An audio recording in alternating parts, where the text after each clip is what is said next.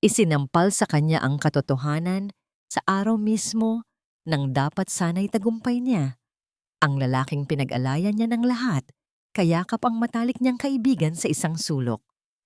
Isang sampal ng kataksilan, isang sampal mula sa biyenan, 500 milyong pisong utang na loob na babayaran ng kanyang buong pagkatao.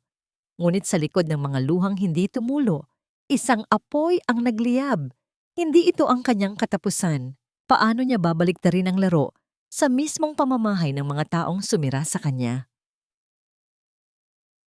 Konting tiis na lang, Clara. Once makasal kami, atin na ang mundo. Ang boses ay pamilyar, malambing at puno ng pangako. Ang parehong boses na bumubulong sa kanya tuwing gabi bago matulog. Ang boses ni Antonio. Ngunit hindi ang pangalan niya ang binanggit nito. Nakatayo si Mila Angeles sa gitna ng pinakamarangyang bridal suite ng Makati. Suot ang isang damit pangkasal na nagkakahalaga ng isang mansyon. Ang bawat tahi, bawat kristal na nakaburda ay sumisigaw ng tagumpay. Ito na ang araw na pinangarap niya. Ang katuparan ng lahat ng kanyang sakripisyo. Sa kanyang nanginginig na mga kamay, hawak niya ang isang lumang relos na pangkalahating ginto, ang huling pamana ng kanyang yumaong ama. Ito ang kanyang magiging something old, isang simbolo na kahit sa rurok ng kanyang tagumpay, hindi niya kalilimutan ng lalaking nagturo sa kanya kung paano mangarap. Dahan-dahan niyang hinahaplos ang salamin ng relos, tila bumabalik ang salimbayan ng mga alaala. Ang mga araw na naglalakad lamang sila ng kanyang ama. Ang mga pangaral nito tungkol sa dignidad at pagsisikap. At ngayon, heto na siya. Ilang minuto na lamang bago maging asawa ni Antonio de la Cruz, ang tagapagmana ng isa sa pinakamakapangyarihang pamilya sa bansa. Ngunit ang boses mula sa bahagyang nakaawang na pinto ay parang isang matalim na punyal na sumaksak sa kanyang likuran, tumagos hanggang sa kanyang puso. I know, mahal, pero paano si Mila? Ang boses naman ngayon ay sa isang babae. Isang boses na mas pamilyar pa kaysa sa sarili niyang hininga. Ang boses ng kanyang matalik na kaibigan, ang kanyang maid of honor, si Clara. Nabitawan niya ang relos. Hindi niya naramdaman ang pagkawala ng bigat nito sa kanyang palad. Hindi man lang niya narinig ang bahagyang kalansing nito sa makapal na karpet. Ang kanyang buong mundo ay biglang naging tahimik, maliban sa dalawang boses na patuloy na sumisira sa katahimikang yon. Si Mila, she's a necessary step, Clara. A beautiful, intelligent step para makuha ko ang tiwala ng board. Once nasa akin na ang control, she's out. Ikaw at ang magiging anak natin ang isasama ko sa tunay na pamilya ko. Anak? Parang may isang malamig na kamay na dumakma sa lalamunan ni Mila. Hindi siya makahinga. Ang hangin sa loob ng marangyang silid ay tila naging lason. Ang bawat sulok na kanina lang ay puno ng pangako. Ngayon ay tila mga rehas ng isang kulungan. Ang bridal suite, tila naging isang gintong hawla. Bumukas ng tuluyan ng pinto. Pumasok si Doña Feliciana de la Cruz, ang ina ni Antonio, na may isang ngangiting kasing lamig ng yelo sa kanyang mga labi. Hindi niya pinansin ang namumutlang mukha ni Mila. Sa halip, ang kanyang mga mata ay diretso sa folder na daladala niya. Walang anumang seremonya. Inihagis niya ito sa ibabaw ng dressing table. Bago ka maging isang ganap na De La Cruz, Mila, may kailangan muna tayong ayusin. Pinilit ni Mila na magsalita, ngunit walang boses na lumabas. Pirmahan mo yan, utos ng matanda. Ang kanyang boses ay kalmado, ngunit may bigat ng bakal.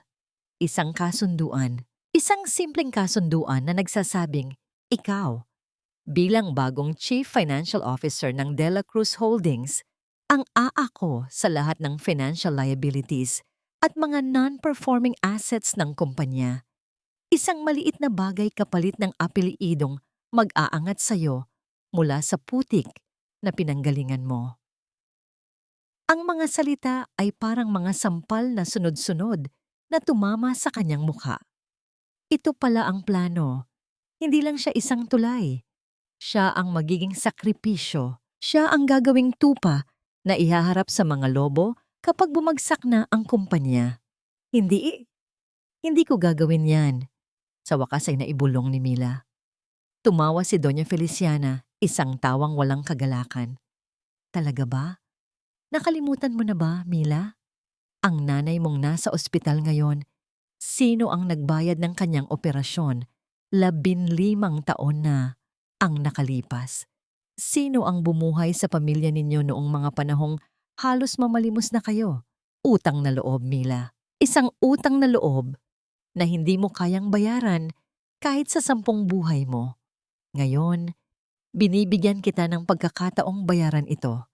Pirmahan mo o sisiguraduhin kong babalik kayo sa dati. Sisirain ko ang buhay ng nanay mo hanggang sa magmakaawa siyang mamatay na lang. Ang bawat salita ay isang patak ng lason.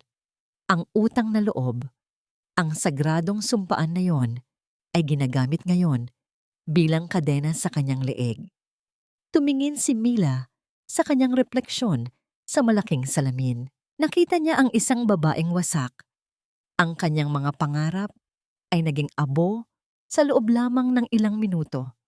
Umiiyak ang kanyang kaluluwa, ngunit walang luhang pumapatak mula sa kanyang mga mata. Sa halip, sa gitna ng pagkasira, isang bagay ang nabuhay, isang malamig at matigas na bagay. Isang apoy na pinagliyab ng pagtataksil. Kinuha niya ang pluma. Hindi na nanginginig ang kanyang mga kamay. Walang imik, walang tanong. Binuksan niya ang folder at pinirmahan ang bawat pahina kung saan may nakalagay na pangalan niya. Ang bawat guhit ng kanyang pirma ay isang sumpa. Nang matapos, isinara niya ang folder at marahan itong itinulak pabalik kay Doña Feliciana. Tapos na po, sabi niya. Ang kanyang boses ay walang emosyon. Isang ngangiti ng tagumpay ang sumilay sa mga labi ni Donna Feliciana. Ngunit bago pa man siya makapagsalita, tumayo si Mila. Kinuha ang kanyang bilong at inayos ang sarili. Tumingin siya sa kanyang refleksyon. Hindi na ang babaeng wasak kanina, kundi isang reyna na naghahanda para sa isang digmaan. Lumabas siya ng silid. Nakatayo sa labas sina Antonio at Clara, nag-uusap at nagtatawanan. Nang makita siya ni Antonio, agad itong ngumiti at lumapit. Mahal, you look breathtaking. Hinawakan ni Antonio ang kanyang braso. Naramdaman ni Mila ang init ng kamay nito. Ang parehong kamay na marahil ay humahaplos kay Clara kanina lamang. Naramdaman niya ang pagnanais na bumawi, sumigaw, manampal. Ngunit hindi niya ginawa. Sa halip ngumiti siya. Isang matamis, perpekto at nakakakilabot na ngiti. Itinaas niya ang kanyang tingin at sinalubong ang mga mata ni Antonio. Tara na, mahal. Naghihintay na sila. Naglakad sila patungo sa engrandeng pasilyo habang papalapit sila sa malaking pinto kung saan naghihintay ang daan-daang bisita. Bumulong si Antonio sa kanyang tainga. I love you so much, Mila. Pinilit ni Mila na huwag mapapikit sa sakit. Hinigpitan niya ang kapit sa braso ni Antonio. Ang kanyang mga kuko ay halos bumaon sa mamahaling tela ng Amerikana nito at tumugon sa isang boses na kasing tamis ng pulot na may lason. I love you too. Nawala na ang mga peking ng ngiti kasabay ng paglisan ng huling bisita. Ang marangyang bulwagan na kanina'y puno ng tawanan at pagbati ay nabalot ng isang nakabibinging katahimikan. Ang natira na lamang sa hapagkainan ay ang pamilya de la Cruz kasama ang 2 bagong miyembro ng kanilang pugad. Si Mila, ang tropeo, at si Clara, ang ahas. Maupo ka, Mila, hiha. Sabi ni Doña Feliciana, ang kanyang boses ay bumalik na sa natural nitong tono, matigas at puno ng awtoridad. Ipaghahanda kayo ni Nanay Rosa ng hapunan. Siguradong pagod na pagod ka na sa pag-arte buong gabi. Umupo si Mila sa silyang itinuro sa kanya. Ang bawat kilos niya ay maingat. Tila isang dayuhan sa isang mapanganib na teritoryo. Sa kabisera ng mesa, nakaupo si Don Ricardo, ang ama ni Antonio, Isang lalaking tila anino lamang ng kanyang asawa. At sa tabi mismo ni Antonio, nakaupo si Clara na biglang napahawak sa kanyang noo.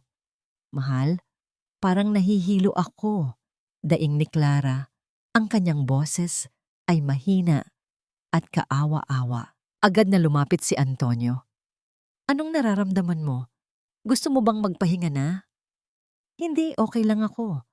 Gusto ko lang sanang matikman yung manggang hilaw na nakita ko sa kusina kanina, sabi ni Clara, sabay sulyap kay Mila na may pilyang nangiti. Nanay Rosa! Sigaw ni Antonio. Dalhan mo si Clara ng manggang hilaw at bagoong. Pinanood lamang ni Mila ang eksena. Ang pagkain sa kanyang plato ay tila naging abo sa kanyang panlasa. Bawat subo ay isang pakikibaka. Kailangan mo nang masanay sa mga ganito, Mila. Muling nagsalita si Doña Feliciana habang eleganteng hinihiwa ang kanyang steak.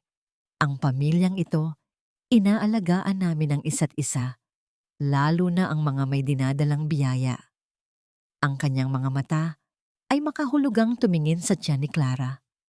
Ikaw, bilang bago sa pamilya, marami ka pang dapat patunayan. Ang pag-ibig ay hindi sapat. Ang katapatan ang pinakamahalaga. Isang leksyon, isang babala. Naintindihan ito ni Mila. Tumango lamang siya. Ang kanyang mga kamao ay mahigpit na nakakuyom sa ilalim ng mesa. Nang matapos ang hapunan na parang isang walang katapusang parusa, inihatid si Mila ni Antonio sa kanyang bagong silid. Isa itong malawak na kwarto na mas malaki pa sa buong apartment na kinalakihan niya. Ang mga kasangkapan ay mamahalin. Ang bintana ay may tanawin ng kumikinang na syudad. Ngunit para kay Mila, ang lugar na ito ay walang pinagkaiba sa isang selda.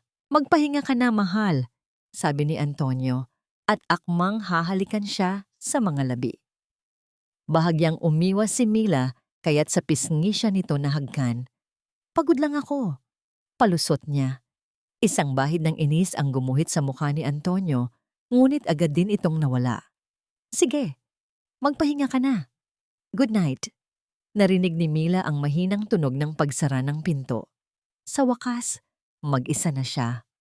Ngunit ang pag-iisa ay hindi nagdulot ng kapayapaan. Sa halip, dinala nito ang bigat ng lahat ng sakit, lahat ng galit. Sumandal siya sa pinto at marahang napaupo sa sahig. Doon, sa katahimikan ng kanyang gintong kulungan, hinayaan niyang bumagsak ang mga luhang kanina pa niya pinipigilan. Ngunit ang kanyang pagluha ay hindi nagtagal. Pinunasan niya ang kanyang mukha gamit ang likod ng kanyang palad. Hindi ito ang oras para maging mahina. Tumayo siya, kinuha ang kanyang cellphone at nagtago sa pinakasulok na bahagi ng walk-in closet. Nagdial siya ng isang numero na matagal na niyang hindi tinatawagan. Isang ring, dalawa. Leo? Tanong ng isang boses sa kabilang linya. It's almost midnight. Anong meron at napatawag ang isang big-time CFO? Leo, it's me. Pabulong na sabi ni Mila. Ang kanyang boses ay nanginginig. Kailangan ko ng pabor. Isang malaking pabor. Isang bagay na hindi opisyal. Natahimik ang kabilang linya. Gaano kadelikado? Sapat na para masira ang buhay ko kung malalaman nila. Huminga ng malalim si Mila. I need you to run a deep, off-the-books background check on a few holding companies. I'll send you the names. And Leo, walang pwedeng makaalam nito. Utang na loob. Isang mahabang katahimikan ang sumunod bago muling nagsalita si Leo. Okay. Send me the details. Mag-iingat ka, Mila. Pagkatapos ng tawag, nakaramdam si Mila ng bahagyang ginhawa. Mayroon na siyang unang hakbang. Lumabas siya ng closet at sinimulang ayusin ang iilang personal na gamit na dinala niya. Karamihan ay mga bagay na naiwan ng kanyang ama. Isang kahon ng mga lumang libro, ilang mga litrato, at isang maliit na baul. Binuksan niya ang baul. Sa loob nito ay ang mga pinaka-iniingatan niyang alaala. Habang inaangat niya ang isang nakatuping barong, isang bagay ang nahulog mula rito. Isang maliit, Makapal na kwaderno na nababalutan ng itim na balat. Ang tala-arawan ng kanyang ama. Biglang bumilis ang tibok ng kanyang puso. Ito na ba yon? Ang bagay na maaring maglaman ng mga sagot? Kinuha niya ito. Mayroon itong isang maliit na kandado. Sinubukan niyang buksan ito gamit ang kanyang mga daliri. Sinubukang pilitin, ngunit matibay ito.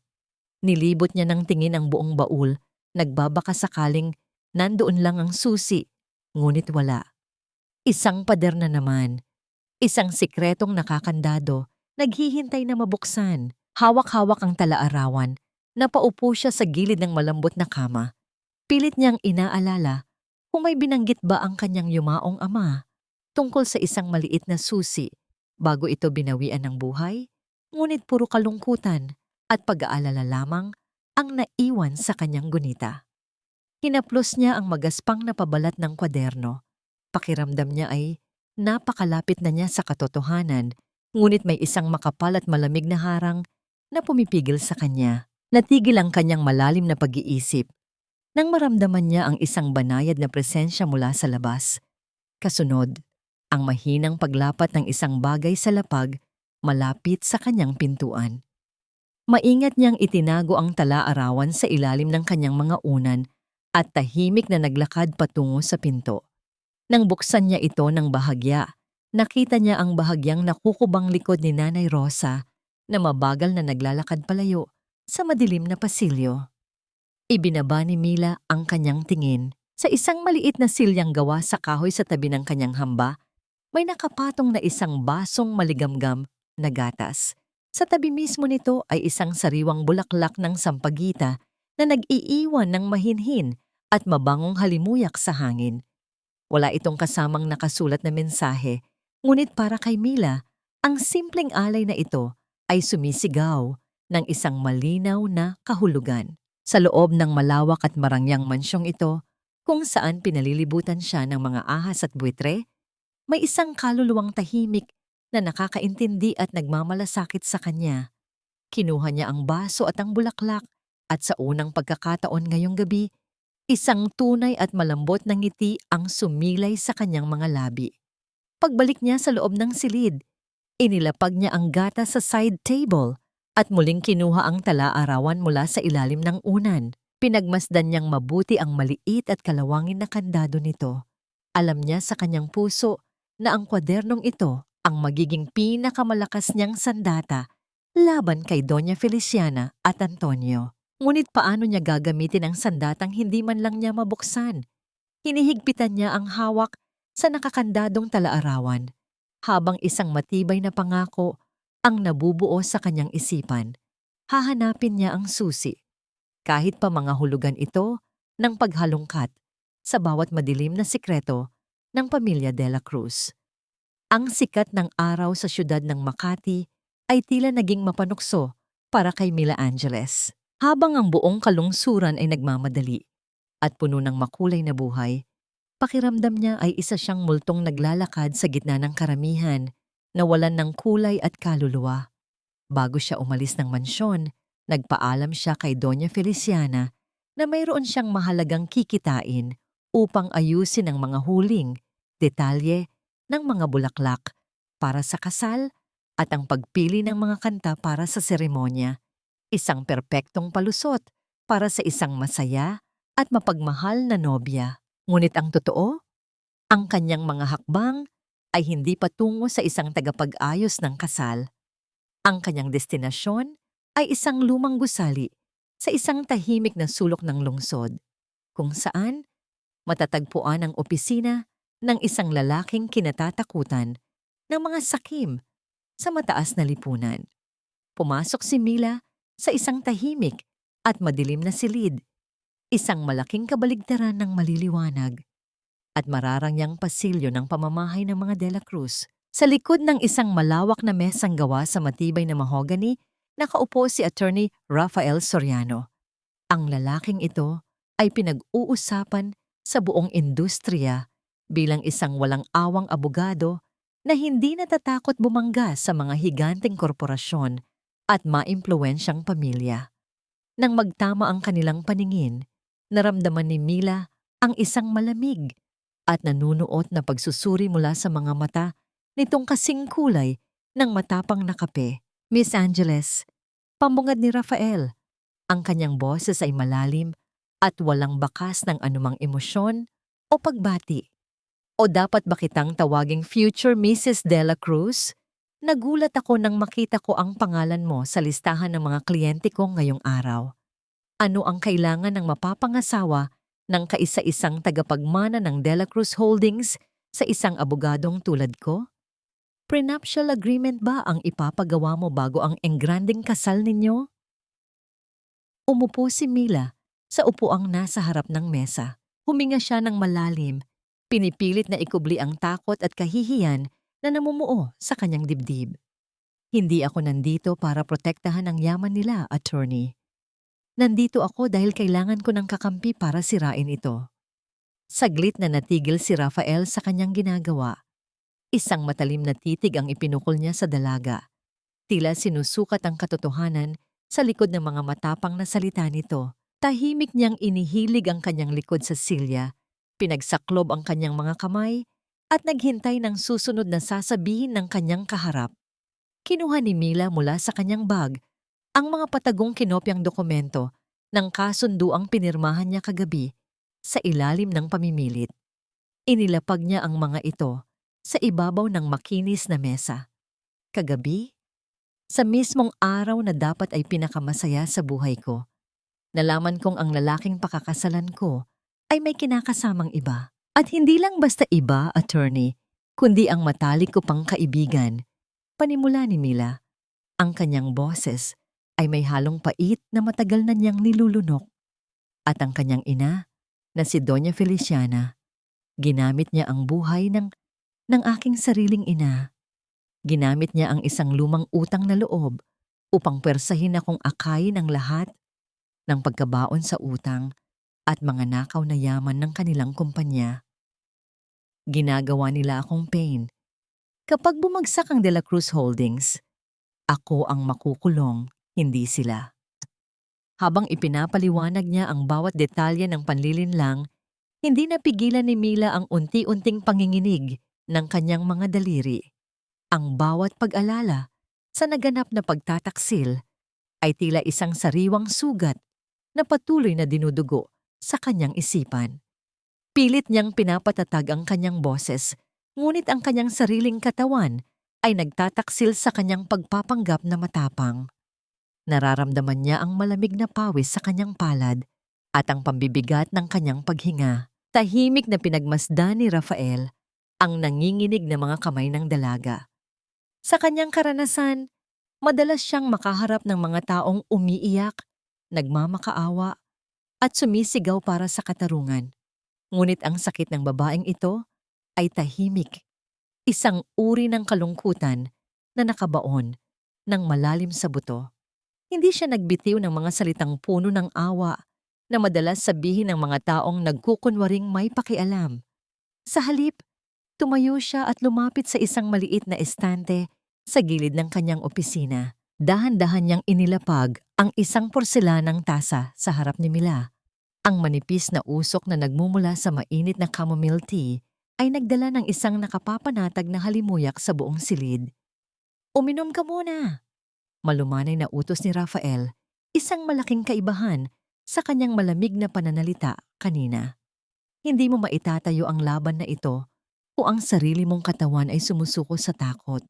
Tumingala si Mila, nagulat sa simpleng pagmamalasakit na yon. Sa unang pagkakataon, mula nang mangyari ang panloloko sa kanya, may isang taong hindi siya tiningnan bilang isang kasangkapan, isang utusan, o isang taong may habambuhay na utang na loob.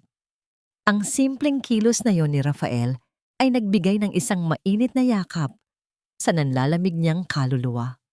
Kinuha niya ang tasa, hinayaan ang init nito na magpatahan sa kanyang nanginginig na mga palad at uminom ng kaunti. Muling umupo si Rafael at kinuha ang mga dokumento. Binasa niya ang mga ito ng buong atensyon. Ang kanyang kilay ay unti-unting nagtatagpo. Habang tumatagal, nakita ni Mila ang pagbabago sa ekspresyon ng abogado.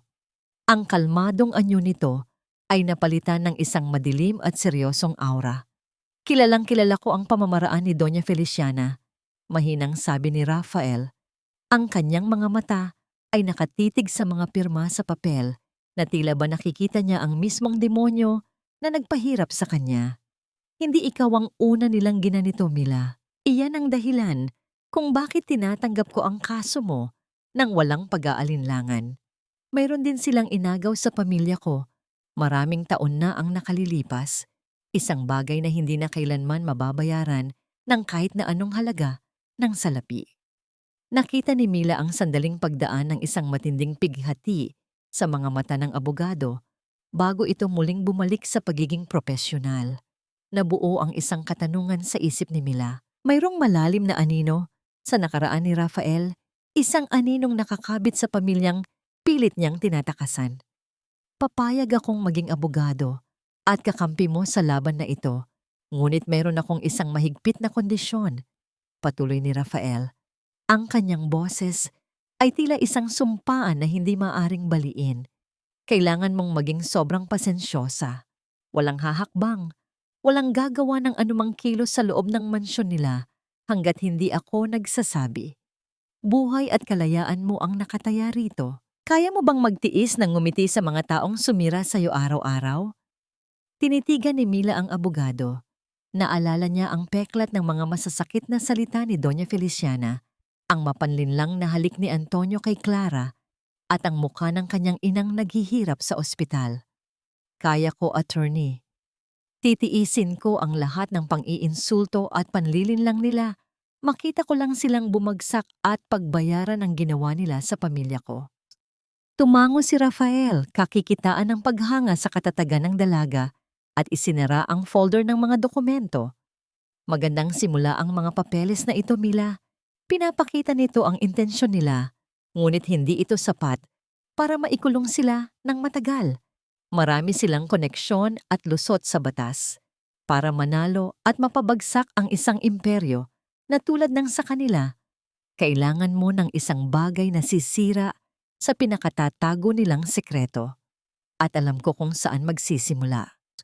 Ang salitang binitawan ni Rafael ay nag-iwan ng isang mabigat na katanungan na umaalingaw-ngaw sa isipan ni Mila, kasabay ng panginginig ng kanyang puso.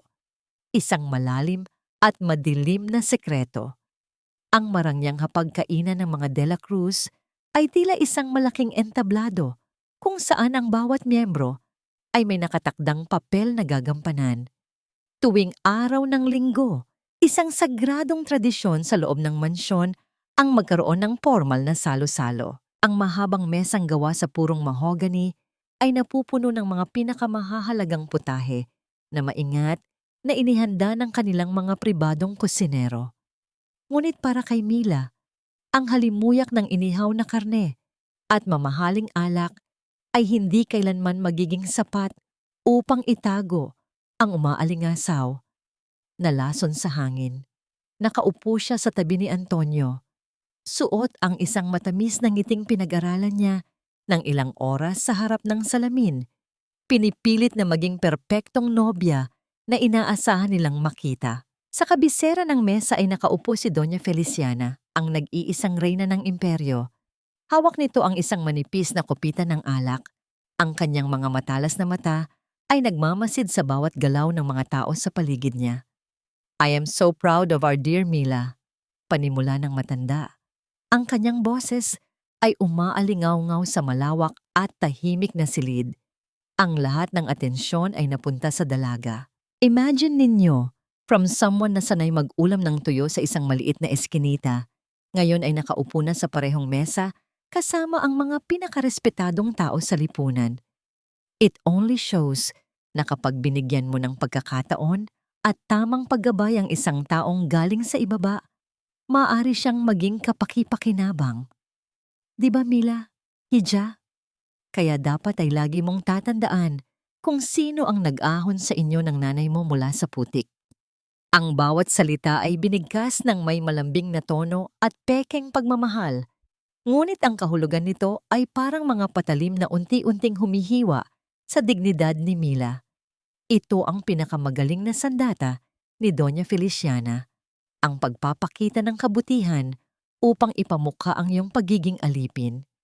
Pinilit ni Mila na panatilihin ang kanyang nangiti at marahang tumango, kahit na ang kanyang lalamunan ay tila tinutubuan ng mga tinik at nagdurugo sa sakit.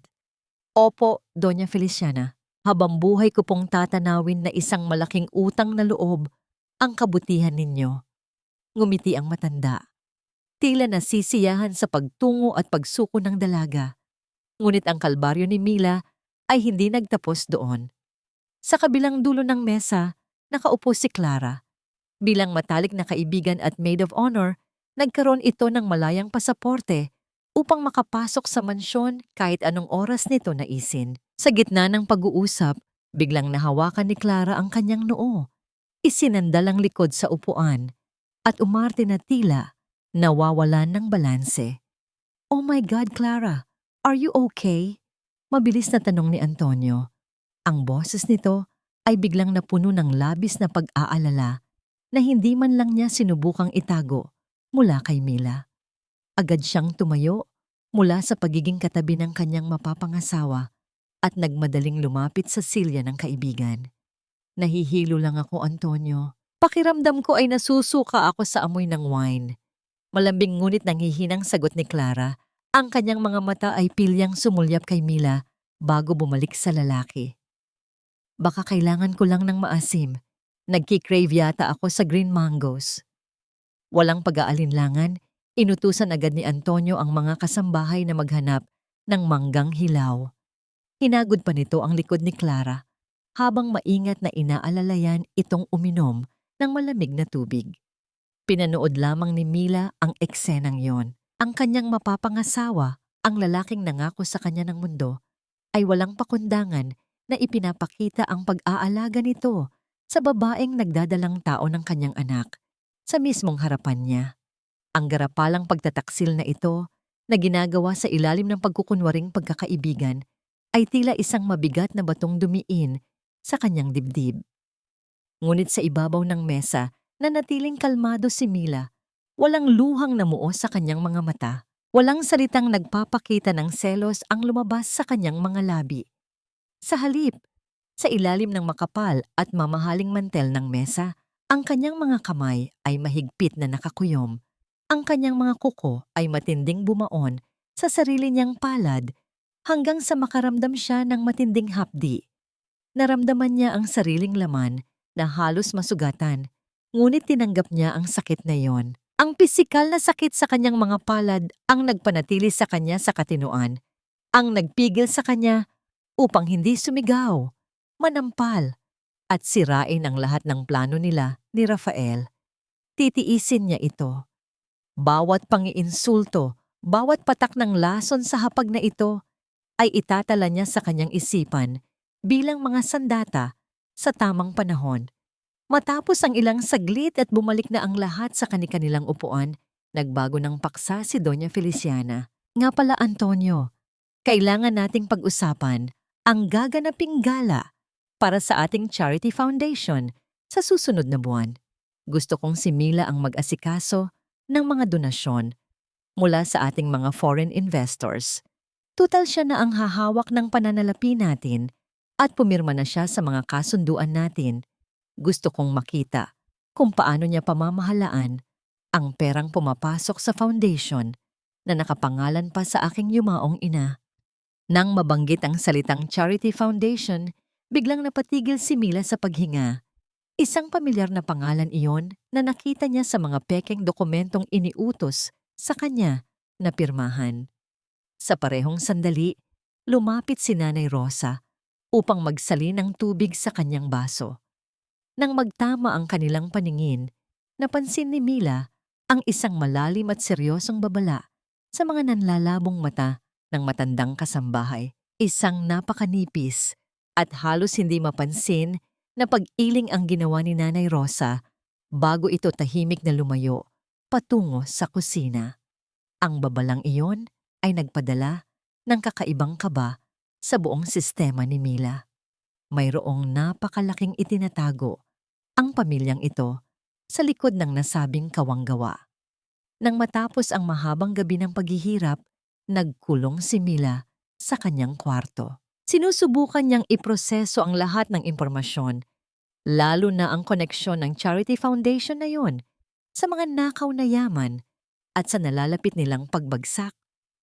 Habang malalim siyang nag-iisip, bumukas ang pinto at pumasok si Antonio. Lumapit ang lalaki at dahan-dahang ipinulupot ang mga braso nito sa baywang ni Mila mula sa likuran.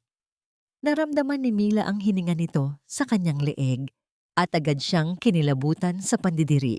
Naalala niya ang mga kamay na yon na humahagod kay Clara kanina, ang parehong mga labi na bumubulong ng mga pangako sa kanyang matalik na kaibigan. "Let's rest, mahal. Ang daming nangyari ngayong gabi." Bulong ni Antonio, pilit na inilalapit ang kanyang mukha sa balat ni Mila.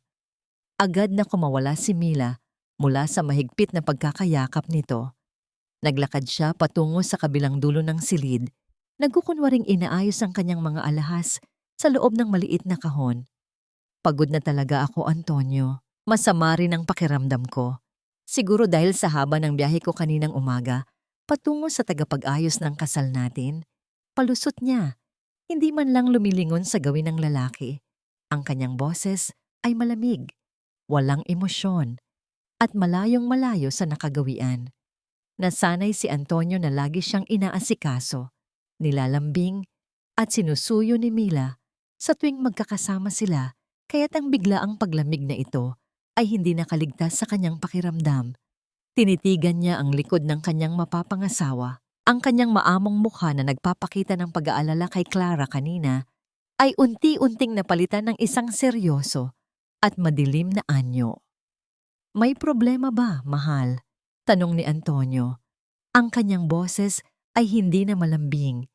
Mayroon itong lamig at isang bahagya, ngunit mapanganib na himig ng pagdududa na tila sinusukat ang katahimikan ng dalaga. Nakatalikod pa rin, napahawak ng mahigpit si Mila sa gilid ng mesa. Kailangan niyang mag-ingat. Hindi pa ito ang tamang panahon para ipakita ang kanyang pag-aalsa. Lalo na't nagsisimula pa lamang siyang maghukay sa mga sikreto ng kanilang charity foundation. "Wala, Antonio. Sadyang pagod lang talaga ako at nag-aalala sa kalagayan ni nanay sa ospital." Pilit na pinalambot ni Mila ang kanyang boses, nagtatago sa likod ng pamilyar na dahilan ng isang mapagmahal na anak na lubos na nauunawaan ng marami. Naramdaman niya ang bahagyang pagluwag ng hawak ni Antonio. Ang pahiwatig ng pagdududa sa mga mata nito ay mabilis na napalitan ng isang mapagmataas na pag-unawa. Tila nakumbinsi ang sarili nitong ego na ang kahinaan ng kanyang mapapangasawa ay isang likas na reaksyon lamang. Marahan itong hinaplos ang buhok ni Mila, isang kilos na imbes na magbigay ng ginhawa ay nagdulot ng malamig na kilabot sa kanyang gulugod. Sinabi nitong magpahinga na siya bago ito tuluyang tumalikod at humiga sa kabilang panig ng malapad na kama. Pinanood ni Mila ang mabilis na paghimbing ng lalaking minsang inakala niyang magiging kanlungan niya mula sa bagyo, ngunit ngayon ay mismong naging sentro ng kanyang pagkawasak. Nang marinig niya ang malalim at pantay na paghinga ni Antonio, dahan-dahan siyang bumangon. Ang hangin sa loob ng marangyang silid ay tila nagiging lason na sumasakal sa kanyang dibdib. Kailangan niya ng hangin, kailangan niyang makawala, kahit sandali lamang mula sa gintong hawla ng mga De La Cruz. Isinuot niya ang isang makapal na roba. Maingat na inilagay ang nakakandadong talaarawan ng kanyang ama sa malalim nitong bulsa at tahimik na lumabas ng pinto. Ang buong mansyon ay binalot ng isang nakabibinging katahimikan. Ang mga pasilyo na kanina ay nagliliwanag dahil sa mga panauhin ngayon ay pinalililiman ng malamig na sinag ng buwan. Naglakad si Mila pababa sa malawak na hagdanan, patungo sa likurang bahagi ng mansyon kung saan matatagpuan ang isang malawak na hardin.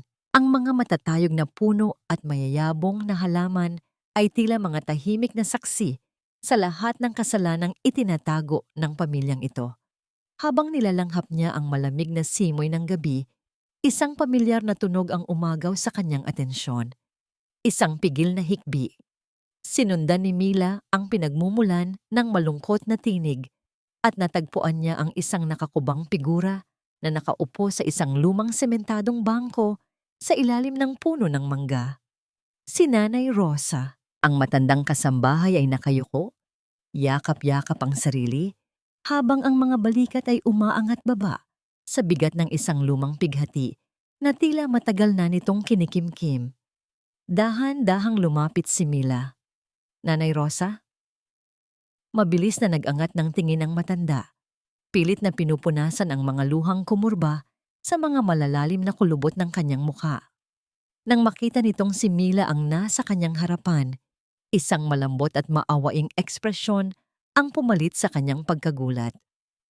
Mila Hija, anong ginagawa mo rito sa labas ng ganitong oras? Napakalamig ng hamog. Nag-aalalang tanong ng matanda. Naupo si Mila sa tabi ni Nanay Rosa. Sa halip na sagutin ang tanong, tinitigan niya ang matanda ng may dalisay na pag-unawa. Kayo po, Nanay Rosa, bakit kayo umiiyak mag-isa rito sa dilim? Isang mahabang buntong hininga ang pinakawalan ng matanda. Tumingin ito sa malaking mansyon na nakatayo ng buong pagmamalaki sa kanilang harapan. Ang mga pader na yan, Hija, ay gawa sa yaman, ngunit nakatayo sa ibabaw ng napakaraming kasalanan. Matagal na akong nanisilbihan sa pamilyang ito. Naging bulag at pipi ako sa maraming pagkakataon dahil kailangan kong buhayin ang sarili kong pamilya. Ngunit may mga alaalang hindi kailanman mabubura ng panahon, lalo na ang mga ginawa nila sa iyong ama. Natigilan si Mila. Tila tumigil ang pag-ikot ng kanyang mundo nang marinig ang pagbanggit sa lalaking pinakamamahal niya. Hinawakan niya ang kamay ni Nanay Rosa. Nagmamakaawa para sa katotohanan. Kilala ninyo ang papa ko? Tumango si Nanay Rosa. Ang mga luha ay muling naglandas sa kanyang mga pisngi. Isang napakabuting tao ni Eduardo. Siya ang dating pinagkakatiwalaang accountant ng matandang Don. Ngunit nang magsimulang maging sakim si Doña Feliciana, ginamit nila ang iyong ama. Ikinulong nila siya sa loob ng lumang opisina. Nang ilang araw, pinilit na baguhin ang mga libro at itago ang kanilang mga nakaw na yaman. Ako ang palihim na nagdadala ng pagkain sa kanya noon. Nakita ko kung paano nila unti-unting pinatay ang kanyang dignidad hanggang sa tuluyan siyang bumigay sa sakit. Ang dibdib ni Mila ay parang pinupukpok ng isang mabigat na maso. Ang katotohanan ito ay matagal na niyang pinaghihinalaan, ngunit ang marinig ito ng direkta mula sa isang saksi ay nagbigay ng isang panibagong alon ng puot at kalungkutan sa kanyang pagkatao. Ipinasok ni Nanay Rosa ang kanyang nanginginig na kamay sa bulsa ng kanyang lumang duster at naglabas ng isang maliit na supot na gawa sa kupas na tela. Mula rito, inilabas niya ang isang maliit at kalawangin na susi. Ipinatong niya ito sa gitna ng palad ni Mila at maingat na itiniklop ang mga daliri ng dalaga upang ingatan ito. Bililin ng iyong ama bago siya tuluyang nawalan ng lakas. Nanginginig na bulong ni Nanay Rosa. Itago ko raw ito. Ibigay ko raw sa iyo kapag dumating ang araw na makapasok ka sa pugad ng mga buwitre at kailangan mo nang malaman ang buong katotohanan. Matagal kong iningatan ito, Mila. Ngayon, nasa tamang kamay na ang sandata. Bago pa man makapagsalita si Mila upang magpasalamat, marahang tinapik ni Nanay Rosa ang ibabaw ng kanyang kamay. Ang simpleng kilos na yon ay hindi nangangailangan ng anumang salita. Isa itong tahimik na sumpaan ng alyansa, isang pagpapasa ng tapang mula sa isang babaeng naging alipin ng takot patungo sa isang babaeng handang lumaban. Dala ang bagong pag-asa, nagmamadaling bumalik si Mila sa kanyang silid. Ginamit niya ang banyo upang hindi makagising sa natutulog na si Antonio. Sa ilalim ng malamlam na ilaw ng salamin, kinuha niya ang talaarawan mula sa kanyang bulsa. Nanginginig ang kanyang mga daliri habang isinusuot niya ang maliit na susi sa butas ng kandado. Pinihit niya ito at isang pamilyar at nakagiginhawang pagkalas ng bakal ang kanyang naramdaman. Bumukas ang talaarawan. Ang amoy ng lumang papel at tuyong tinta ay agad na yumakap sa kanya. Tila isang mahigpit na yakap mula sa kanyang yumaong ama. Binuklat niya ang unang pahina. Ang sulat kamay ng kanyang ama ay pamilyar. Nagmamadali, ngunit malinaw. At sa pinakaunang linya, isang revelasyon ang tuluyang nagpabago sa direksyon ng kanyang laban. Basahin ng maingat, "Anak ko," dahil hindi si Feliciana ang tunay na utak ng lahat ng ito. Ang kanilang tinatawag na kawanggawa ay isang multo na bumubuhay sa kanilang mga kasalanan. Sundan mo ang pera ng Project Nightingale, ang malamig na hangin na nagmumula sa makabagong sistema ng bentilasyon sa tuktok ng gusali ng De La Cruz Holdings ay hindi sapat upang palamigin ang nag-iinit na isipan ni Mila. Nakaupo siya sa isang malawak at mamahaling silyang katad sa likod ng isang mesang yari sa makinis na salamin. Ito ang opisinang ibinigay sa kanya bilang bagong Chief Financial Officer.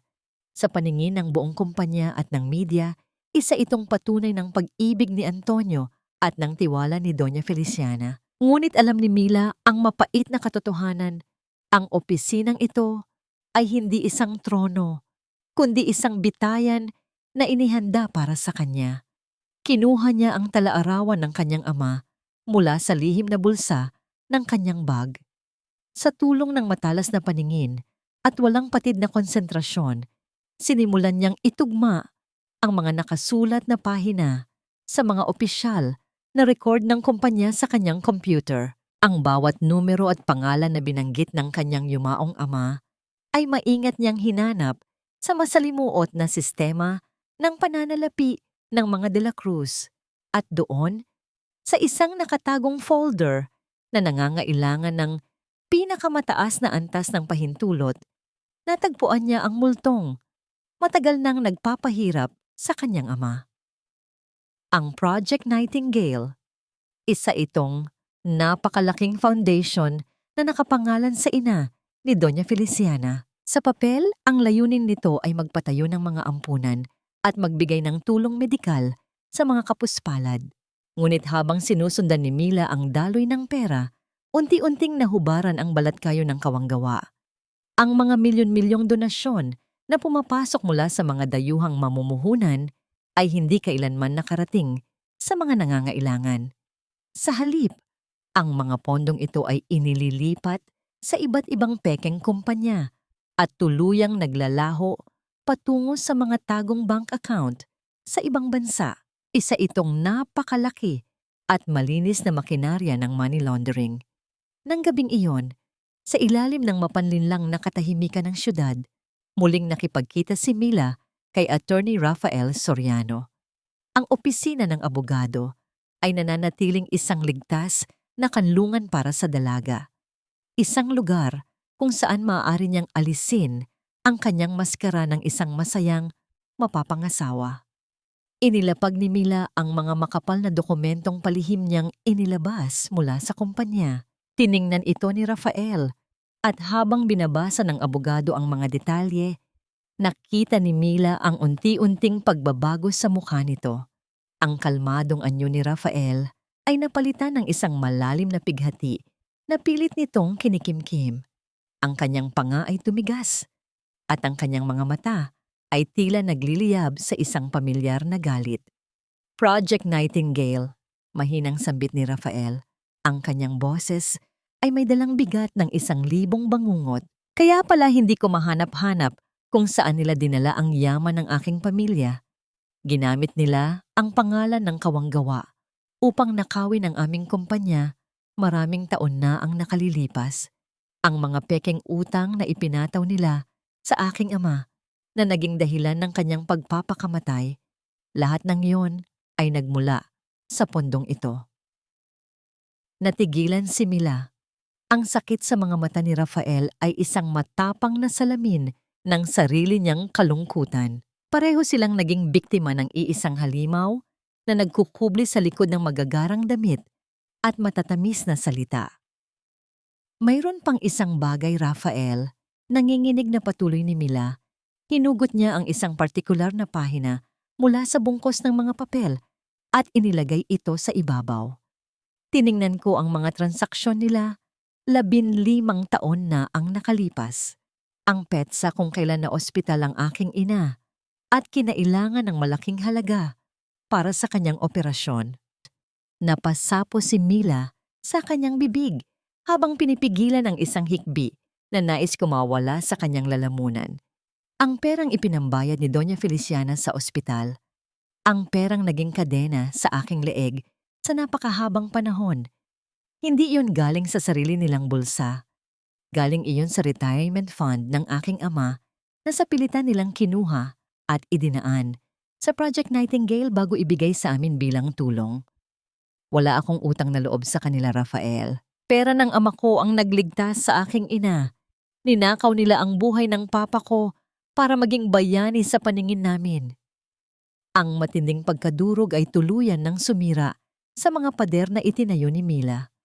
Ang katotohanan ito ay mas masakit pa sa pagkakanulo ni Antonio. Ang lahat ng kanyang sakripisyo, ang pagyuko niya sa mga pang-iinsulto ni Doña Feliciana, ang paniniwalang meron siyang utang na buhay sa mga De La Cruz.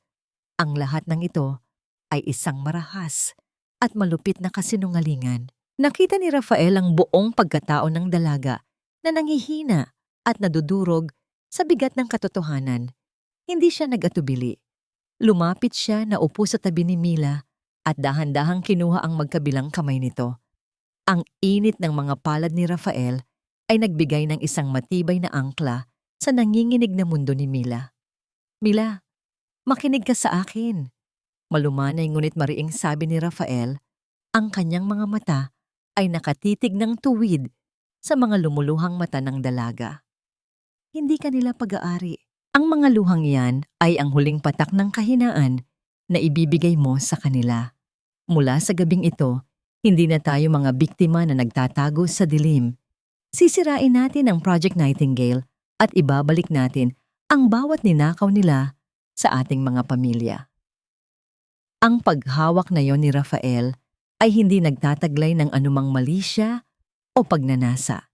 Isa itong dalisay na pangako ng proteksyon, isang tahimik na panata na hindi na muling haharapin ni Mila ang laban ng nag-iisa. Sa presensya ng abogadong ito, naramdaman ni Mila ang isang uri ng pag-ibig at pagpapahalaga na kailanman ay hindi niya naranasan kay Antonio. Isang pag-ibig na nagbibigay ng kalayaan, hindi ng rehas. Madaling araw na nang makabalik si Mila sa mansyon ng mga De La Cruz dahil sa pag-aakalang mahimbing na ang lahat, maingat siyang pumasok sa malawak na silid na ibinabahagi niya kay Antonio. Inilapag niya ang kanyang bag sa gilid at tahimik na binuksan ang drawer ng kanyang mesa upang itago ang talaarawan at ang mga bagong dokumento. Ngunit bago pa man niya maisara ang kahoy na lalagyan, biglang bumukas ang mga ilaw sa buong kwarto. Ang nakabibinging liwanag ay nagpabilis sa tibok ng kanyang puso. Mula sa madilim na bahagi ng silid, nakaupo si Antonio sa isang silya, hindi natutulog, at ang kanyang mga mata ay nanliliit habang nakatitig ng direkta sa mga papel na hawak ni Mila. Saan ka galing sa ganitong oras ng gabi, Mila? Ang boses ni Antonio ay malamig at puno ng lason. At ano yang mga itinatago mo? Tila tumigil ang pag-ikot ng mundo ni Mila. Ang malamig na tinig ni Antonio ay parang isang matalim na patalim na nakatutok sa kanyang lalamunan. Ang buong silid ay naligo sa nakabubulag na liwanag at doon, nakaupo sa isang silyang pelus sa madilim na sulok, ay ang lalaking naghihintay na mahuli siya sa sarili nitong bitag. Ang mga mata ni Antonio ay walang bakas ng antok. Puno ito ng pagdududa at isang mapanganib na uri ng pagkamausisa. Nasa pagitan ng nakabukas na drawer at ng kanyang mga kamay ang mga dokumento ng Project Nightingale at ang talaarawan ng kanyang ama. Isang maling kilos, isang maling salita, at ang lahat ng kanyang pinaghirapan, ang kanyang kalayaan, ang hustisya para sa kanyang yumaong ama, at ang proteksyon para sa kanyang ina, ay magiging abo. Ramdam ni Mila ang malakas at sunod-sunod na pagkabog ng kanyang dibdib na tila nais nitong kumawala sa kanyang tadyang. Ngunit sa ilalim ng matinding takot, isang malamig na determinasyon ang pumalit. Gagamitin niya ang mismong lason na sumira sa kanya upang iligtas ang kanyang sarili. Sa isang mabilis at kalkuladong galaw, itinulak niya ang drawer upang tuluyan itong sumara. Ang kahoy ay tumama sa balangkas ng mesa nang may puwersang nag-iwan ng mahinang panginginig sa paligid. Humarap siya kay Antonio, hindi bilang isang natatakot na magnanakaw ng mga sikreto, kundi bilang isang babaeng punong-puno ng hinanakit at selos. Saan ako galing? Ang boses ni Mila ay nagsimula sa isang mahinang bulong bago unti-unting tumaas sa isang tono ng panginginig at pagkadismaya. Bakit hindi mo tanungin ang sarili mo, Antonio? Bakit hindi mo itanong kung bakit hindi ako makatulog sa tabi ng lalaking pakakasalan ko? Kumunot ang noo ni Antonio. Bahagyang nawala ang atensyon nito sa saradong drawer at napalitan ng pagkalito. Anong pinagsasasabi mo, Mila? Tinatanong kita kung anong mga papel iyang itinatago mo sa kalagitnaan ng gabi.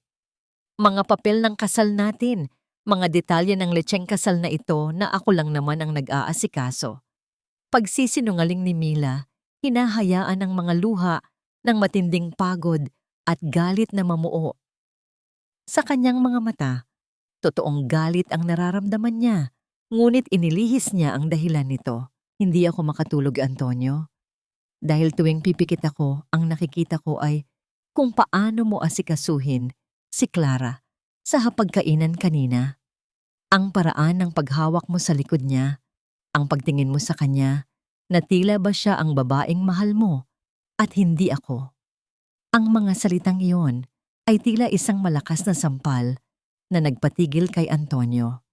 Ang mapag-akusang tindig ng lalaki ay biglang nanlambot, napalitan ng isang rasyon ng kaba at pagkabigla. Ang kanyang pinakamalaking sikreto, ang kanyang pagtataksil at ang bata sa sinapupunan ni Clara ay tila isang bombang muntik nang sumabog sa kanyang mukha.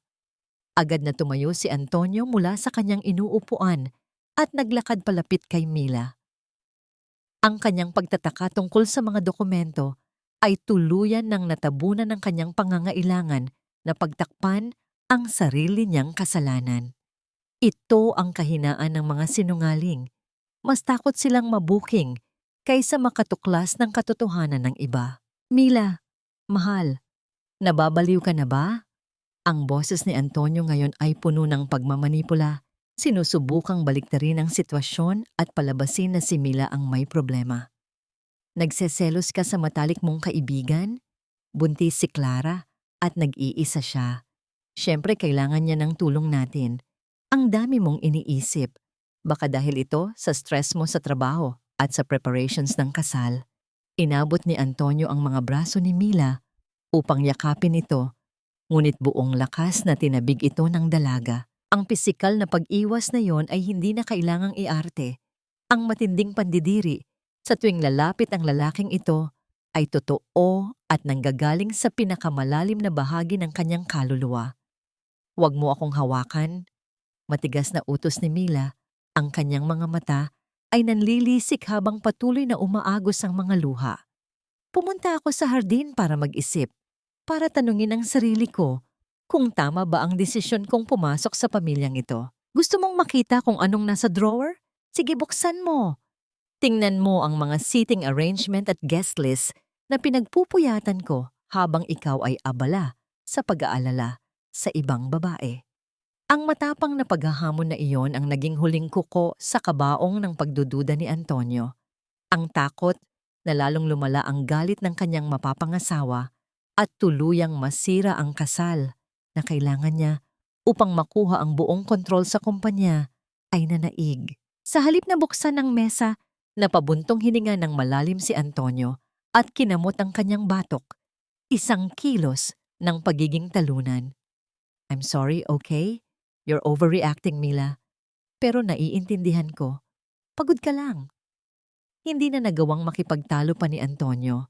Tinalikuran niya ang dalaga at naglakad patungo sa pinto. Doon muna ako sa guest room matutulog. Kailangan nating pareho ng espasyo para kumalma ang mga isip natin.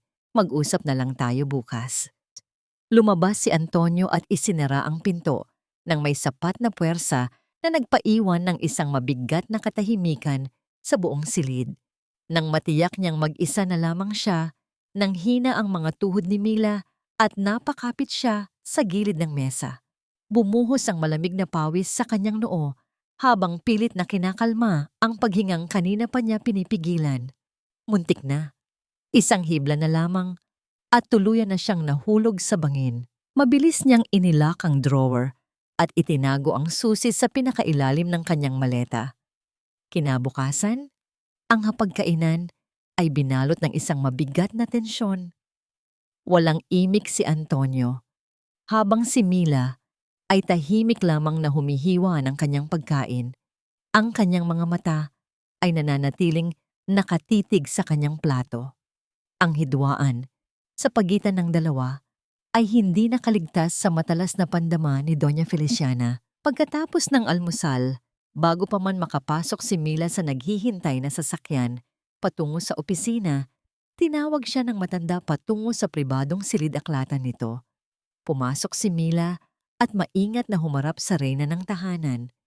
Nakaupo si Doña Feliciana sa isang malaking silyang balat. Pinagmamasdan siya na tila isang insekto sa ilalim ng mikroskopyo. Hindi ko alam kung anong pinag-awayan ninyo ni Antonio kagabi at wala akong pakialam sa mga maliit ninyong tampuhan. Malamig na panimula ng matanda. Ang mga mata nito ay kasing talim ng patalim. Ngunit tandaan mo ito, Mila. Ang tanging silbi mo sa pamilyang ito ay ang panatilihing masaya ang anak ko at siguraduhing malinis ang mga libro ng ating kumpanya. Huwag kang mag-ilusyon na may karapatan kang mag-inarte o magkalkal ng mga bagay na wala kang kinalaman. Tumayo si Doña Feliciana at mabagal na naglakad palapit kay Mila. Huminto ng ilang pulgada lamang mula sa kanyang mukha. Naramdaman ni Mila ang mapanganib na presensya ng matanda. Kung malaman ko na may ginagawa kang hakbang upang sirain ang pangalan ng mga De la Cruz, hindi lamang ang nanay mo ang pagbabayarin ko. Sisiguraduhin kong pati ang alaala ng namatay mong ama ay ibabaon ko sa pinakamasahol na kahihiyan. Maliwanag ba? Nilunok ni Mila ang matinding puot na umaakyat sa kanyang lalamunan. Tumango siya at sumagot ng may perpektong pagkukunwari ng isang masunuring alipin. Maliwanag po, Doña Feliciana. Ngunit sa likod ng kanyang mapagpakumbabang tinig, nagbabala ang kanyang isipan. Hindi na niya kailangang magkalkal ng malalim dahil ang mitya ng kanilang pagbagsak ay nasa kanyang mga kamay na. Ang mga anino sa loob ng opisina ni Rafael Soriano ay tila mas humahaba at dumidilim habang lumilipas ang mga oras. Ang hanging nagmumula sa labas ay humahampas sa salaming bintana, nagdadala ng ingay ng syudad na tila isang malayo at hindi mahalagang ugong. Sa harap ni Mila, ang mga dokumentong natagpuan niya sa loob ng De La Cruz Holdings ay nakalatag na tila mga piraso ng isang madugong puzzle. Si Rafael ay nakaupo sa tapat niya. Ang kanyang mga mata ay nakapako sa bawat detalye ng mga pirma at petsa. Hindi ito ang unang beses na nakita niya ang mga numerong ito. Sa bawat numero ay may katumbas na pamilyang nawalan ng tirahan, mga manggagawang hindi nakatanggap ng sahod, at mga pangarap na giniba ng kasakiman ng pamilya De La Cruz. Mila, basag ni Rafael sa katahimikan, ang boses nito ay puno ng isang uri ng pagod na hindi nakikita sa kanyang pisikal na anyo. Itong mga transaksyong ito, noong 15 taon na ang nakalipas. Ito ang eksaktong panahon kung kailan pinilit ng De La Cruz Holdings na makuha ang kumpanya ng aking ama. Sa ilalim ng pangalan ng Project Nightingale, ginamit nila ang mga pekeng utang upang ilubog kami sa kahihiyan at pagkalugi. Tumayo si Rafael at naglakad patungo sa malaking bintana. Tinitingnan ang mga gusaling kumikinang sa ilalim ng ilaw ng gabi. Ang ama ko ay isang taong may dangal. Hindi niya kayang tanggapin ang pagtataksil ng mga taong itinuring niyang kapatid. Nang hindi na niya makayanan ang bigat ng kasinungalingang ipinilit sa amin, Pinili niyang wakasan ang lahat. Iniwan niya kaming mag-ina na walang-wala. Naramdaman ni Mila ang isang matinding kirot sa kanyang dibdib. Ang bawat salita ni Rafael ay parang isang salamin na nagpapakita ng kanyang sariling sakit. Hindi lamang pala siya ang may sugat na hindi pahilom. Ang lalaking nasa kanyang harapan ay may sariling digmaang nilalabanan sa loob ng mahabang panahon. Dahan-dahan siyang tumayo at lumapit sa tabi ng abogado. "Kaya ka pala nag-abogado," mahinang sabi ni Mila. Humarap sa kanya si Rafael. Sa ilalim ng malamlam na ilaw ng opisina, nakita ni Mila ang isang bahagi ng abogado na hindi nito ipinapakita sa sinuman. Ang isang lalaking pagod na sa pagtatago ng kanyang galit. Isang lalaking uhaw sa katarungan na matagal na niyang hinahanap. "Hindi lang ito laban para sa kumpanya mo, Mila." Pagpapatuloy ni Rafael, ang kanyang boses ay naging mas malalim at puno ng emosyon. "Ito ay laban para sa lahat ng mga taong inapakan nila. Ang bawat piraso ng ebidensya na hawak mo ngayon ay ang susi para mabuksan ang kanilang mga selda. Ngunit kailangan nating maging maingat. Kapag nalaman nilang may hawak tayong ganito kalalim, hindi sila magdadalawang isip na tapusin tayo." Nagtagal ang kanilang paningin sa isa't isa. Sa sandaling iyon, ang tensyon ng kanilang mga nakaraan at ang panganib ng kanilang kasalukuyan ay tila naglaho, napalitan ng isang malalim at hindi mapaliwanag na koneksyon. Ang kanilang mga kamay ay dahan-dahang nagdampi, isang simpleng pagkilos na nagdadala ng higit pa sa salita.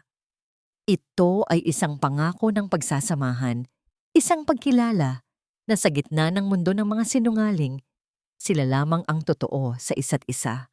Naramdaman ni Mila ang mainit na daloy sa kanyang katawan na nanggagaling sa mahigpit na pagkakahawak ni Rafael. Ito ay hindi lamang tungkol sa laban. Ito ay tungkol sa dalawang kaluluwang natagpuan ng isa't isa sa gitna ng isang madilim at mapanlinlang na labirinto. "Salamat, Rafael," bulong ni Mila. Ang kanyang boses ay tila isang tinig mula sa isang panaginip. "Salamat, dahil hindi ko na kailangang mag-isa." Hindi sumagot si Rafael, ngunit ang kanyang mga mata ay nagsasabi ng higit pa sa anumang pangako. Dahan-dahan niyang inilapit ang kanyang mukha at sa unang pagkakataon, ang kanilang mga hininga ay naghalo sa isang espasyong puno ng pangamba at pag-asa. Ngunit bago pa man maglapat ang kanilang mga labi, isang malakas at matining na tunog ng telepono ang sumira sa kanilang sandali. Napabitaw si Mila, ang kanyang muka ay agad na namula.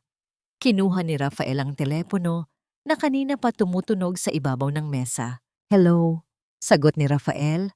Ang kanyang boses ay muling bumalik sa pagiging propesyonal. Habang nakikinig ang abogado, nakita ni Mila ang unti-unting pagbabago ng ekspresyon nito. Naging seryoso ang kanyang mukha at ang kanyang mga mata ay nanliit sa panganib. Pagbaba ng telepono, humarap siya kay Mila na may dalang masamang balita. "Ang informant natin mula sa ospital ay nawawala," sabi ni Rafael. Ang boses ay puno ng babala. "Mukhang may nakakaalam na sa ginagawa nating pag-iimbestiga. Mila, kailangan mong mag-ingat. Simula ngayon, hindi na tayo ligtas kahit saan." Ang boses ng panganib ay tila isang malamig na tubig na ibinuhos sa kanila.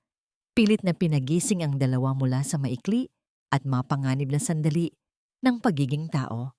Ang kanilang koneksyon, gaano man ito katotoo, ay isang luho na hindi pa nila kayang bayaran. Paglabas ni Mila sa opisina ni Rafael, ang malamig na hangin ng gabi ay sumalubong sa kanya. Tumingala siya sa malawak at maitim na langit. Nagtataka kung kailan ba matatapos ang lahat ng ito. Ang mga anino nakaraan ay hindi lamang humahabol sa kanya, kundi nakapaligid na rin sa kanilang dalawa ni Rafael. At alam ni Mila na ang susunod na hakbang na gagawin nila ay maaaring maging huli na sa kanilang dalawa. Ang mga sumunod na araw ay parang paglalakad sa ibabaw ng nagbabagang uling. Bawat kilos ni Mila sa loob ng mansyon ay kailangang maging maingat Bawat salitang bibitawan niya ay dapat may kasamang dobleng kahulugan. Alam niyang binabantayan na siya ni Doña Feliciana at ang banta ng matanda ay isang latay na nananatiling sariwa sa kanyang balat. Gayunpaman, sa likod ng kanyang mapagpanggap na ngiti, isang masalimuot na plano ang unti-unting nabubuo sa kanyang isipan. Gamit ang kanyang posisyon bilang CFO, sinimulan ni Mila ang isang mapanganib na laro. Sa loob ng server ng Dela Cruz Holdings, maingat siyang nagtanim ng isang digital na pane. Gumawa siya ng mga pekeng ulat na nagpapahiwatig na mayroong isang malaking butas sa pananalapi ng Project Nightingale, isang ulat na sadyang idinisenyo upang magmukhang may isang insider na unti-unting kumukuha ng mga pondo para sa sariling interes. Ito ang pain. Alam ni Mila na sa oras na makikita ni Doña Feliciana ang ulat na ito, magpapanik ang pamilya. At sa gitna ng kanilang panik, sa sandaling maghahanap sila ng sisisihin at gagawa ng mga padalos-dalos na desisyon, doon sila magkakamali. Doon sila mag-iiwan ng mga bakas na hindi na nila mabuburak kailanman. Isang hapon, habang nag-aayos ng mga dokumento sa opisina, kumatok si Antonio. Hindi na gaya ng dati ang kanyang mukha. Wala na ang lambing. Napalitan ito ng isang uri ng paghihinala na tila isang anino. May nagpadala ng ulat sa email ko, Mila. Panimula ni Antonio habang ipinapakita ang kanyang cellphone sa harap ng dalaga. Sabi rito, may mga pondo raw na nawawala sa Project Nightingale. Bakit hindi mo ito nabanggit sa akin? Pinilit ni Mila na maging kalmado kahit na ang tibok ng kanyang puso ay halos lumabas na sa kanyang lalamunan. Tumingin siya sa cellphone, tiningnan ang pekeng ulat na siya rin mismo ang gumawa at tumingin ng diretso sa mga mata ni Antonio nang may halong gulat at pagkadismaya. Antonio, sinusubukan ko palang i-verify ang mga datos na yon. Hindi ako agad nagsalita dahil ayaw kong magpakalat ng maling impormasyon nang wala akong matibay na ebidensya. Isa pa, alam mo namang si Doña Feliciana ang direktang humahawak sa mga pondo ng foundation na yan. Hindi ko gustong magmukhang pinaghihinalaan ko ang sarili kong pamilya. Napatigil si Antonio. Ang kanyang ekspresyon ay dumaan sa iba't ibang yugto ng pag-aalinlangan. Ang pangalan ng kanyang ina ay isang pader na hindi niya kayang basagin at ang paggamit ni Mila sa pangalang iyon ay isang matalinong paraan upang mailihis ang atensyon. Pag-usapan natin ito mamaya sa hapunan, sagot ni Antonio, bagamat may bahid pa rin ang pagdududa ang kanyang boses. Huwag kang gagawa ng anumang aksyon nang wala ang pahintulot ko. Nang umalis si Antonio, huminga ng malalim si Mila. Ang kanyang plano ay gumagana. Ang susunod na hakbang ay ang pinakamapanganib. Kailangan niyang makapasok sa pribadong silid-aklatan ni Doña Feliciana habang may ginaganap na fundraising gala ang pamilya sa susunod na linggo.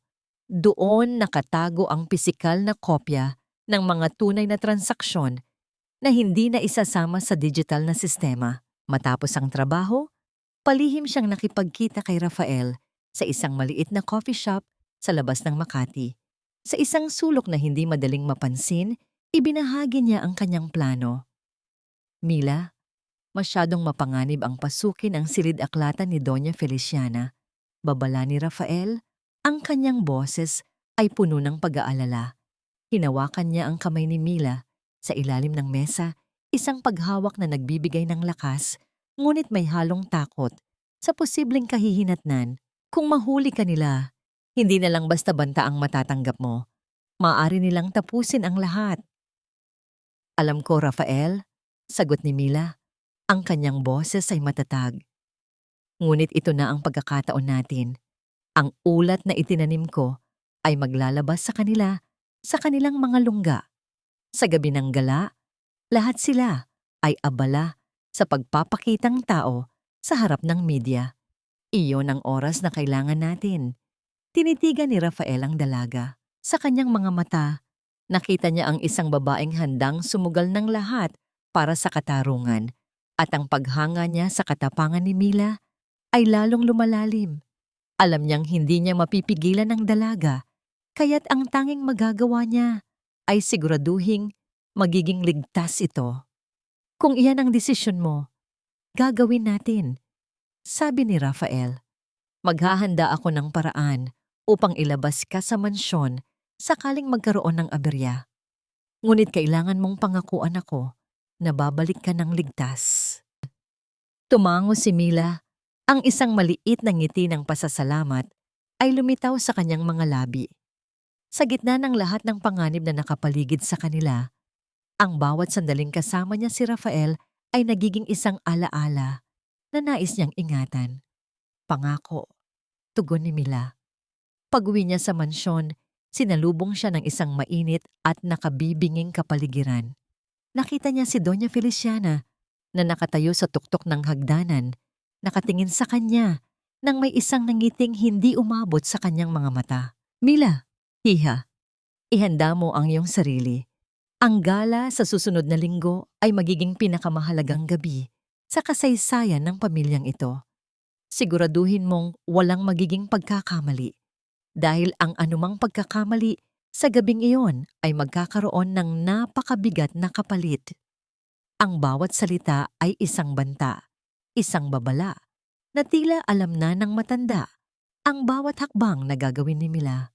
Ngunit sa halip na matakot, nakaramdam si Mila ng isang malamig na kagalakan.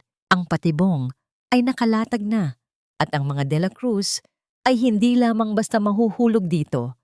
Sila mismo ang magtutulak sa kanilang mga sarili, patungo sa kanilang sariling pagkawasak. Ang gabi ng fundraising gala ay dumating. Dala ang isang atmosfera na punong-puno ng pagpapanggap at mapanlinlang na kinang. Ang mansyon ng mga De La Cruz ay tila isang palasyong lumulutang sa dagat ng mga mamahaling gown, kumikislap na mga alahas, at ang matatamis na tawa ng mga taong nasa tuktok ng lipunan. Sa gitna ng lahat ng ito, si Mila ay nakasuot ng isang simpleng ngunit eleganteng bestida. Ang kanyang mga mata ay nananatiling matalim habang pinagmamasdan ang bawat paggalaw ng mga tao sa paligid. Si Doña Feliciana ay abala sa pakikipag-usap sa mga maimpluwensyang panauhin. Ang kanyang nangiti ay tila isang maskara na sadyang idinisenyo para sa gabing ito. Si Antonio naman ay hindi mapakali. Ang kanyang mga mata ay paulit-ulit na humahanap kay Clara na nakatago sa isang maliit na kwarto sa itaas ng mansyon. Ito na ang gabi. Ang pagkakataong hinihintay ni Mila. Habang ang lahat ay nakatuon sa nagaganap na auction sa ballroom, dahan-dahang lumusot si Mila sa mga anin. Ang bawat hakbang niya ay banayad. Ang kanyang paghinga ay kinokontrol niya upang hindi makalikha ng ingay. Narating niya ang pintuan ng pribadong silid-aklatan ni Doña Feliciana. Ang pintong ito na dati ay isang bawal na lugar para sa kanya, ngayon ay isa na lamang hadlang na dapat niyang lampasan. Gamit ang isang maliit na kasangkapan na ibinigay sa kanya ni Rafael, maingat niyang binuksan ang lock ng pinto. Ang metal ay gumalaw nang may mahinang kalansing na tila isang bulong sa gitna ng katahimikan. Nang bumukas ang pinto, sinalubong siya ng amoy ng lumang papel at mga mamahaling pabango na naiwan ng matanda. Agad siyang nagtungo sa malaking mesa. Hinanap niya ang mga dokumentong kailangan, ang mga tunay na record ng Project Nightingale na nakatago sa likod ng isang maling panel sa drawer. Sa bawat segundong lumilipas, ang tibok ng kanyang puso ay tila isang orasan na nagbibilang ng nalalabi niyang oras. Nahanap na kita! Bulong ni Mila nang masungkit niya ang isang itim na folder na naglalaman ng lahat ng ebidensya. Ngunit bago pa man siya makalabas, biglang bumukas ang mga ilaw sa silid. Ang nakabubulag na liwanag ay nagpabilis sa kanyang paghinga. Sa pintuan nakatayo si Doña Feliciana, ang kanyang mukha ay hindi na nagpapakita ng anumang pagkukunwari. Ang kanyang mga mata ay naglalabas ng isang uri ng puot na hindi kailanman nakita ni Mila noon. Akala mo ba ay napakagaling mo, Mila? Ang boses ng matanda ay mahinahon, ngunit ang bawat salita ay may dalang panganib. Akala mo ba ay hindi ko alam ang bawat kilos mo? Ang pagbabago mo sa ating system, ang pakikipagkita mo sa abogadong yon. Alam ko ang lahat. Hindi nakagalaw si Mila. Ang folder na hawak niya ay parang naging apakabigat na pabigat sa kanyang kamay. Matagal na kitang pinagmamasdan, patuloy ni Doña Feliciana habang dahan-dahang naglalakad papalapit sa kanya. Gusto kong makita kung hanggang saan ang tapang mo at ngayon nakita ko na ang tapang na magiging dahilan ng iyong tuluyang pagkawala. Biglang lumitaw sa likuran ni Doña Feliciana ang dalawang lalaking nakasuot ng itim na Amerikana. Ang kanilang mga mukha ay walang emosyon, ang kanilang mga kamay ay nakahanda para sa anumang utos. Dahil gusto mong ilantad ang mga sikreto ng pamilyang De La Cruz, Mila, sisiguraduhin kong wala nang matitira sa'yo. Hindi lang ang pangalan mo ang sisirain ko ngayong gabi. Pagkatapos mong pirmahan ang lahat ng dokumentong ito na maglilipat ng lahat ng ari-arian mo sa amin, ang iyong ina, ang tanging natitirang dahilan ng iyong paglaban, ay hindi na makikita ng liwanag ng umaga. Ang banta ay parang isang matalim na kutsilyo na humiwa sa buong pagkatao ni Mila. Ang kanyang ina, ang paggamit sa kanyang ina bilang pawn sa laro ng mga De La Cruz ay ang pinakamabigat na dagok na maaari nilang gawin. Huwag mong idamay ang nanay ko, sigaw ni Mila. Ang kanyang boses ay puno ng pait at takot. Kung gayon, pumirma ka, utos ni Doña Feliciana, sabay hagis ng isang makapal na dokumento sa ibabaw ng mesa. Pirmahan mo ito at hayaan mong ang De La Cruz ang maging may-ari ng iyong buong buhay. O kaya, panoorin mo ang iyong ina na maglaho ng parang bula. Nanginginig ang mga kamay ni Mila habang hawak ang pluma. Ang gabi na dapat sana ay ang kanyang tagumpay ay naging isang gabi ng kawalan. Sa labas ng silid, naririnig niya ang masayang tugtugin ng gala, ang tawanan ng mga bisita na walang kamalay-malay sa digmaan na nagaganap sa loob ng pader na ito. Tumingin si Mila kay Doña Feliciana. Sa kabila ng takot, sa kabila ng banta, isang matapang na pagpapasya ang nabuo sa kanyang isipan. Hindi siya papayag na matalo, hindi sa ganitong paraan. Sige, sabi ni Mila. Ang kanyang boses ay naging kalmado at matigas. Pipirmahan ko. Ngunit habang inilalapit niya ang pluma sa papel, naramdaman niya ang isang maliit na vibration sa kanyang bulsa, ang cellphone niya. Isang mensahe mula kay Rafael, nasa labas na ako. Sumunod ka sa plano. Isang maliit na liwanag ng pag-asa, ang muling nabuhay sa puso ni Mila. Hindi pa tapos ang laban. Ang gala ay hindi pa natatapos at ang patibong na inihanda niya ay hindi pa tuluyang nasasara. Dahan-dahan, sa ilalim ng matatalas na titig ni Doña Feliciana, inilapit ni Mila ang pluma sa ibabaw ng kontrata. Ang kanyang mga kamay ay hindi na nanginginig. Sa bawat paggalaw niya, tila isang entablado ang silid na ito, kung saan ang bawat segundo ay mahalaga. Ang ingay ng masayang tugtugan mula sa ballroom sa ibaba ay tila nagiging background music sa isang digmaan. Pirmahan mo na! Giit ni Doña Feliciana, ang kanyang boses ay puno ng labis na pananabik sa tagumpay. Wala ka ng ibang mapupuntahan, Mila. Ang tadhana mo ay nasa aking mga kamay na. Ngunit sa gitna ng paglapat ng tinta sa papel, biglang dumagundong ang isang malakas na tunog ng pagkabukas ng pintong pangunahing bulwagan sa ibaba.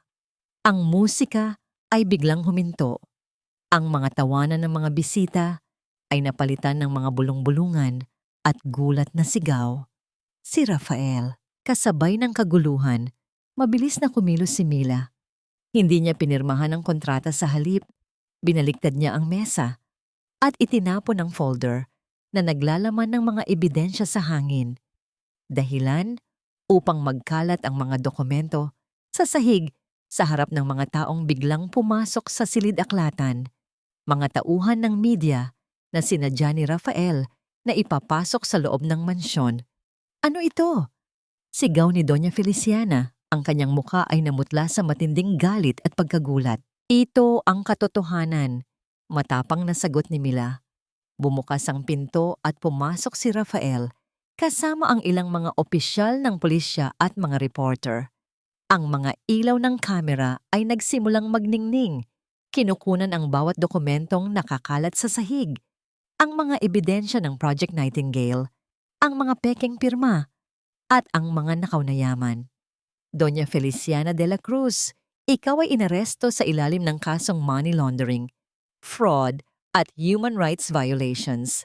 Anunsyo ng isang opisyal. Si Antonio, nakakarating lang din sa silid, ay napaluhod sa sahig habang nakikita ang kanyang mundo na unti-unting gumuho. Ang kanyang ina, ang taong kinatatakutan at pinagsilbihan niya sa buong buhay niya, ay hindi man lang makatingin sa kanya. Ang maskara ng kapangyarihan ay tuluyan ng nalaglag. Si Mila ay nakatayo sa gitna ng kaguluhan. Ang kanyang ulo ay nakataas.